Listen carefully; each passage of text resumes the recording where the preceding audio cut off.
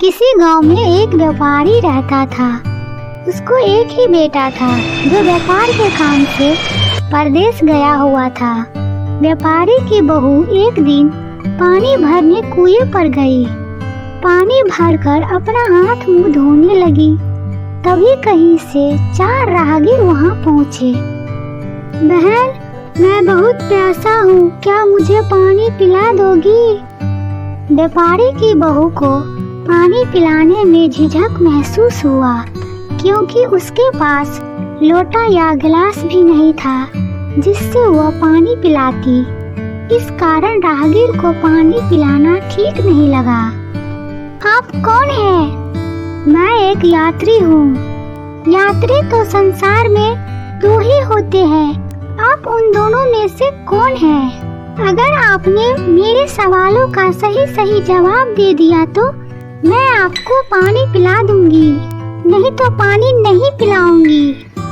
बेचारा राहगीर उसके सवालों का कोई जवाब नहीं दे पाया। तभी दूसरा राहगीर पानी पिलाने की विनती की। आप कौन है? मैं तो एक गरीब आदमी हूँ। भैया, गरीब तो केवल 2 ही होते हैं, आप उनमें से कौन? यह सुन राहगीर को कोई जवाब नहीं सूझा, तो वह चुपचाप पीछे हट गया।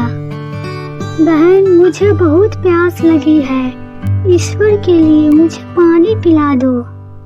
अब आप कौन हैं? बहन, मैं तो एक अनपढ़ गंवार हूँ। अरे भाई, अनपढ़ गंवार तो इस संसार में बस 2 ही होते हैं, आप उनमें से कौन हैं? बेचारा तीसरा राहगीर भी कुछ बोल नहीं पाया। तभी चौथा राहगीर आगे आया और बोला, बहन, मेहरबानी करके पानी पिला दे। प्यासे को पानी पिलाना तो बड़े पुण्य का काम है। व्यापारी की बहू बड़े ही चतुर और होशियार थी। पूछा कि आप कौन है? बहन, मैं तो बड़ा ही मूर्ख हूँ। मूर्ख तो संसार में 2 ही होते हैं, आप उनमें से कौन है? बेचारा वो भी उत्तर न दे सका। चारों पानी पिए बगैर वहाँ से जाने लगा। यहाँ से थोड़ी दूर पर मेरा घर है, आप लोग कृपया वहीं चलिए, मैं आप लोगों को पानी पिला दूंगी। चारों राहगीर उसके घर की ओर चल पड़े। चारों राहगीर उसके घर पहुँचे, सभी को नाश्ता दिया और पानी पिलाया। इसके बाद राहगीर अपने राह पर चल पड़े। व्यापारी उस समय घर में एक तरफ बैठा यह सब देख रहा था। उसे बड़ा दुख हुआ। वह सोचने लगा, इसका पति तो परदेश गया है, यह उसकी गैर हाजिरी में पराये मर्दों को बुलाती है, उसके साथ हंसती बोलती है। यह सब देख अगर मैं चुप हो गया तो आगे से इसकी हिम्मत बढ़ जाएगी। मेरे सामने इसे बोलने में शर्म नहीं होती है तो मेरे पीछे न जाने क्या क्या करती होगी।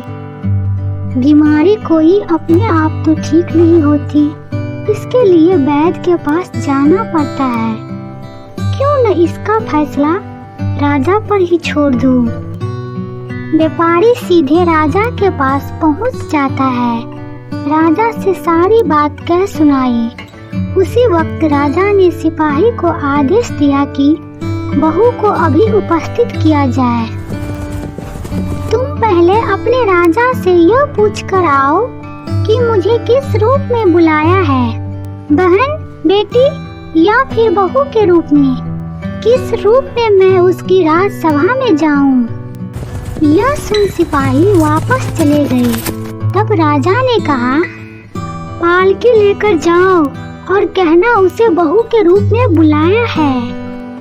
तुम दूसरे पुरुष को घर क्यों बुला लाए, जबकि तुम्हारा पति घर पर नहीं है? मैंने केवल कर्तव्य का पालन किया है।